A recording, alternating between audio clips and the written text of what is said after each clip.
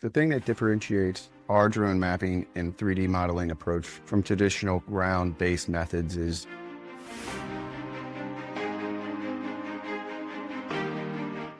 traditional methods often involve slow manual data collection with limited visibility. We offer fast, safe, and a more compatible view of the site, whether it's for pre-construction, development, and land mapping, or building 3D modeling, or even community assessments of large-scale damage following a catastrophe. With drone mapping and 3D modeling, we're delivering high detailed visuals and measurements from the air in a fraction of the time that it takes to do with boots on the ground. It all depends on what the client needs to see or understand.